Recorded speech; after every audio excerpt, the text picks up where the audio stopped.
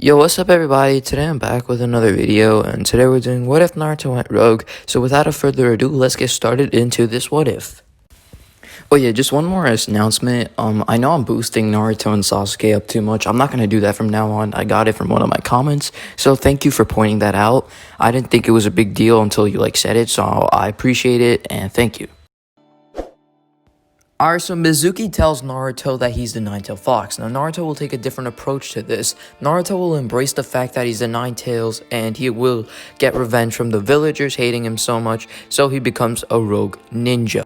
Naruto is branded as a D-rank criminal, or let's actually say a C-class criminal, because Naruto did steal the scroll of sealing out of their hands, and did kill a chunin in the process, and people thought he also killed Iruka, so scratch that. Let's put him at a B-class criminal because he is known for killing 2 chunin and going away with the scroll of sealing unharmed. So that's what's gonna happen, and yeah.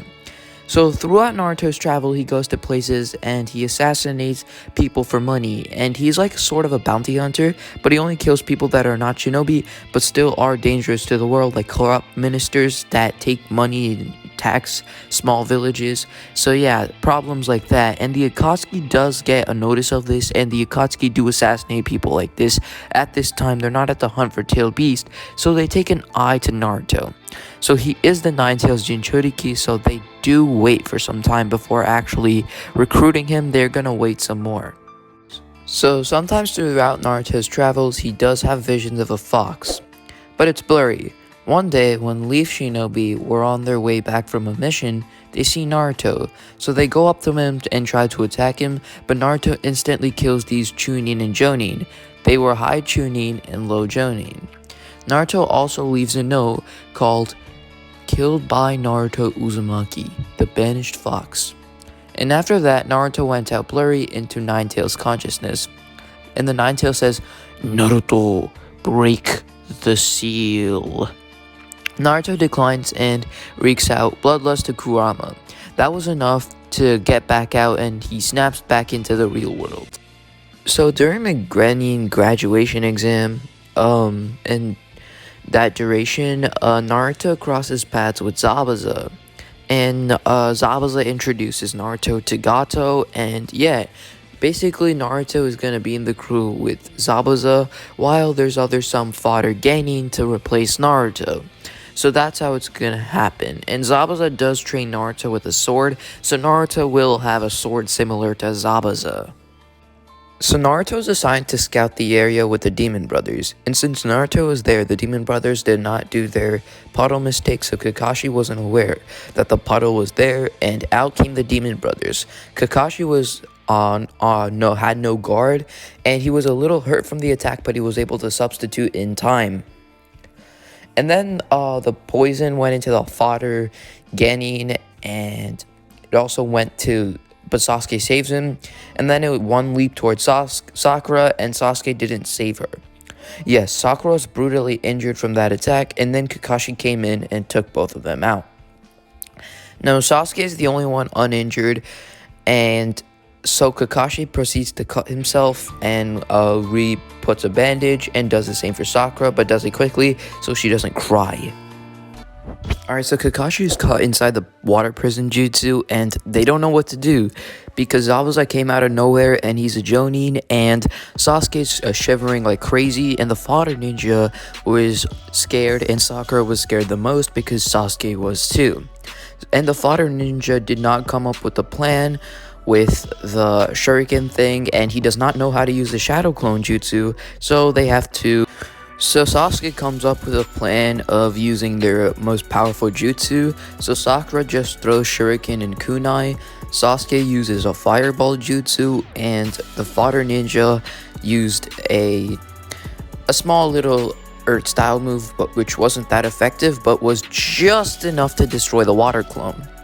And now the big thing was to get Zabuza. Then Kakashi was able to build up the courage to use his lightning style and use lightning stream and electrify the entire water, which started to electrify Zabuza. And Kakashi was washing away Zabuza until Naruto actually seemingly killed Zabuza, and Naruto actually saves Zabuza, but in their eyes, Naruto kills Zabuza. Kakashi yelled at Naruto to come back to the Hidden Leaf Village, and Naruto put on an evil face. No, this is my life now. I'm gonna roam around the shinobi world, kill a bunch of people, and get money off of it. That is my life, and I will come for the Hidden Leaf Village and destroy it to the ground. And yeah, so the Land of Waves arc occur, and it's almost about to end, and Haku starts his Crystal Mirror Jutsu, and Naruto actually comes too with Haku. And Kakashi says, "You're with these traitors, Naruto? How have you fallen so low?" So Kakashi does kill Zabuza much quicker in this timeline because Zabuza was actually very injured from that fight because of the Chidori stream. So yeah, Zabuza dies quicker. And Haku kills himself because Zabuza was dead, so he had no meaning in life, and the only person left was Naruto.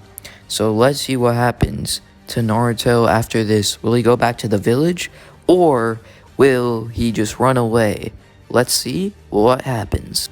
So Sasuke was heavily injured in this timeline, and the other fodder ninja was also pretty injured from Zabuza's attacks and Haku's attacks. So Sakura was also very scared of Naruto because he was wreaking out Bloodlust, and Kakashi was also kind of tired too from that Chidori stream. So Bloodlusted Naruto versus 4 injured people. So yeah, Kakashi decides to dip and get Naruto another day. So as Naruto was traveling, he heard of this guy named Orochimaru, so he thought of working for him for money, and Orochimaru was quite intrigued with Naruto as well, and since the Nine Tails Jinchuriki was in his side, he thought of actually recruiting Naruto, and Orochimaru gave strict orders of what's gonna happen about him killing the Hokage, and his entire plans of destroying Hidden Leaf Village. Naruto was really happy with that, and he joined forces with Orochimaru. And so he is introduced to the Sound Four, Kabuto, Kimimaro, and all those people. And so yeah, Naruto then sets out to find the Sand Village. So yeah, and once Naruto arrived to the place, he felt this ominous chakra and this ominous bloodlust. So he went to check it out while Orochimaru was discussing things with Rasa. So the usual happens with Orochimaru getting all the plans with Rasa, and he kills him. So now let's move on to what happens with Gara and Naruto. And Gara sees Naruto first and says, "Hey, you there, what's your name?" Naruto said, "It's polite to say your name first. My name is Gara, and you are?" "I'm Naruto Uzumaki, the banished fox." "Huh, let me see that fox inside you." And so Kurama switched places with Naruto quickly, and he was actually cooperating because Shukaku was also there, and Shukaku was also cooperating with Gara. So Shukaku and Gara were just catching up, and Shukaku and Kurama were just catching up about everything and talking about the Jinchurikis, and Kurama said, "I'm going to take over Naruto's body once he's completely consumed by evil and find the most evil parts." And Shukaku says, "I'm going to find out the time when Gara is finally asleep and I will take over him." So that's what they were talking about, and Gara and Naruto were listening to it, and they didn't really understand why they would wanted to do that. They thought they were mutual friends, but they realized that Kurama and Shukaku were traitors, but kept it to themselves because they did not know that they were listening into their conversation. So after that, Gara and Naruto said, "We better take a close eye on these guys," Gara said, and Naruto said, "Yeah, let's keep up with each other's back and let's make sure this doesn't happen." So a bunch of Leaf Shinobi were actually tracking Naruto because Kakashi put a tracker on Naruto as a last resort after they left. So yeah, Kakashi saved the day, and so the Leaf Shinobi were actually knowing that the Sand Village was actually about to attack, but they still accepted their invite because then they can gain military power by capturing the Kazekage and by killing him. So yeah, they were just following him there, and they have Orochimaru in their scuffle and everything. They do not know that Kazekage Gaara's father was actually dead. So yeah, they thought that was the actual Kazekage and Orochimaru forming, so they did need to do this as a resort. So yeah, and they needed to show the Leaf Village was strong. So yeah, the chunin exams still occur, but the people have like their guards up and everybody's notified except for the Genin and yeah, but the Jonin and Chunin are notified. So yeah, that's what happens.